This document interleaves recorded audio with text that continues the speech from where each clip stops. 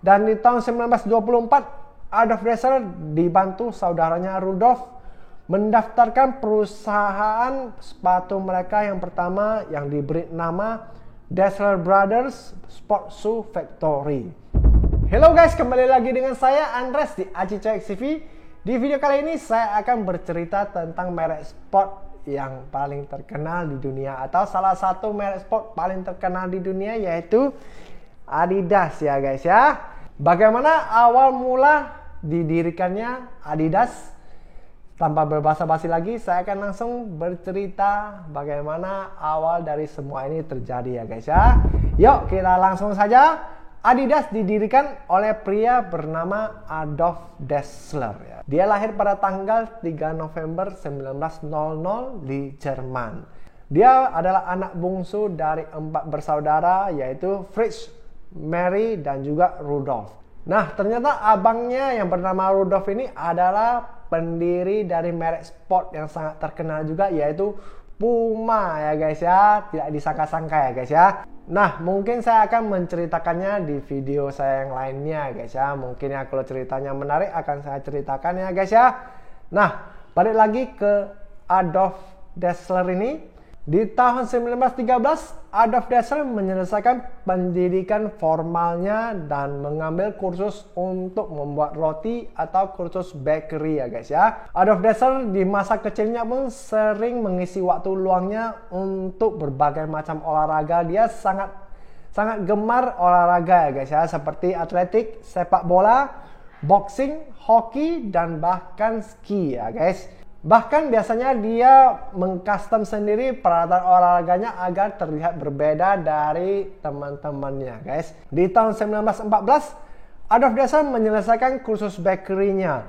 Namun dia sama sekali tidak memiliki passion dalam dunia bakery ya. Malahan dia memutuskan untuk belajar menjahit kepada ayahnya yang seorang penjahit ya guys ya. Dan sejak saat itu di otaknya mulai terbersit bagaimana cara saya membuat suatu sepatu yang nantinya bisa membantu performa dari si olahragawan tersebut ya guys ya, atau yang si pemakainya. Nah, di tahun 1918 Adolf Dassler dipanggil untuk membela negaranya di hari terakhir Perang Dunia Pertama, yaitu di bulan Juni. Dia pun tetap berada di militer selama setahun sampai Oktober 1919. Setelah keluar dari militer, ternyata perekonomian di negaranya pada saat itu udah sangat kacau ya guys ya. Bisnis laundry milik ibunya pun harus ditutup karena tidak ada pelanggan lagi guys. Masing-masing orang cuma bisa ditarik makan saja ya guys ya. Namun Adolf Dassler pada saat itu sangat bersemangat dan terus merancang dan membuat sepatu atletik ya. Dia pun menggunakan tempat laundry ibunya untuk menjadi workshopnya. Dimulai dari menerima jasa perbaikan sepatu di daerahnya tersebut ya guys ya. Mengingat di saat itu dunia masih sangat kacau sekali, jadi sama sekali tidak ada bahan untuk membuat suatu sepatu ya guys ya. Tidak ada bahan apapun guys pada saat itu. Nah, namun hal tersebut tidak mengurungkan niatnya untuk memproduksi sepatu ya guys ya. Adolf Dassler pun pada saat itu mulai berkeliling setiap harinya untuk mencari puing-puing peperangan seperti helm, tas, parasut, tali pinggang, dan sebagainya yang bisa digunakan untuk membuat suatu sepatu ya guys. Dan di tahun 1924, Adolf Dassler dibantu saudaranya Rudolf mendaftarkan perusahaan sepatu mereka yang pertama yang diberi nama Dassler Brothers Sport Shoe Factory. Nah, sepatu pertama yang berhasil diproduksi oleh perusahaan Dassler tersebut adalah sepatu bola kaki ya guys ya. Mereka sendiri custom made itu ya, dengan tangan mereka sendiri membuat sepatu bola kulit dan ada spek yang di bawahnya ya guys ya.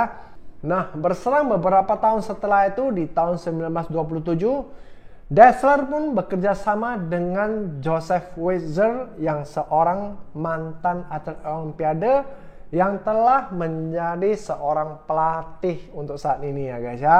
Joseph Weiser ini pun menjadi penasehat untuk produk-produk yang bakal mereka produksi, dan perannya sangatlah penting untuk perjalanan karir dari Dassler ini tersendiri ya guys ya. Nah, si Joseph ini banyak memperkenalkan Dassler Brothers ini kepada atlet-atlet Olimpiade ya guys ya, dan akhirnya hampir semua atlet Olimpiade di Jerman itu memakai produk dari Dassler ya guys ya.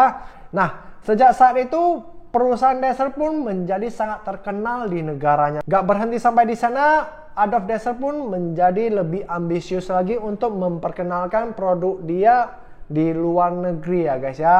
So selama ini kan di dalam negeri udah dikuasainya. Nah, sekarang dia mau memperkenalkan produknya ke luar negeri. Tibalah momen yang sangat tepat di Olimpiade 1936 di Berlin ya guys ya.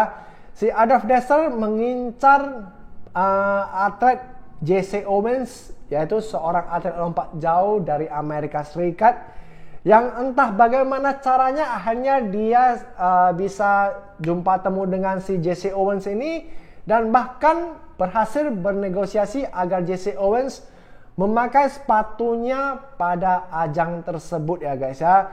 Dan hasilnya sangat sesuai harapan Adolf Dassler, yaitu Jesse Owens di tahun itu memenangkan medali emas untuk cabang olahraga lompat jauh dan sekaligus memecahkan rekor dunia pada saat itu ya guys ya. Nah, sejak saat itu sepatu Adolf Dassler pun menjadi perbincangan di seluruh Amerika ya guys ya. Orderan untuk sepatu basket, baseball, hoki dan sebagainya pun langsung berdatangan ke Dassler ya guys ya. Nah, namun hal tersebut tidaklah bertahan lama karena tak lama setelah itu Perang Dunia Kedua pecah ya guys ya di tahun 1939. Nah, selama Perang Dunia Kedua berlangsung, keadaanmu menjadi sangat kacau balau, bahkan keluarga Dassler malah bentrok satu sama lain juga, berseteru satu sama lain.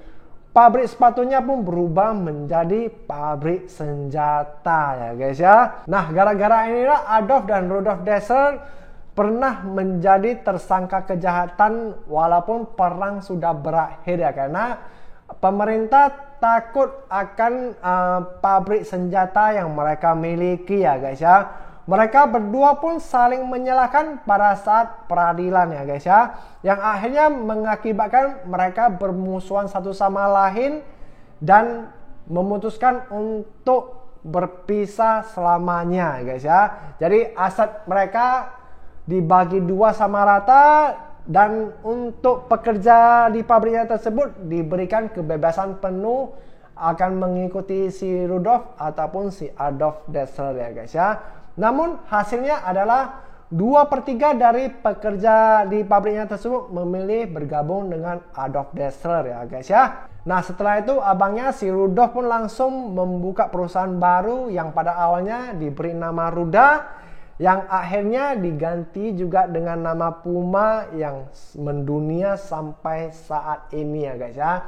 Namun abang beradik itu pada tahun 1946 dan 1947 masih diawasi oleh pemerintah gerak-gerik mereka ya guys ya. Setelah itu baru mereka benar-benar clear dari semua tuduhan kejahatan perang ya guys ya.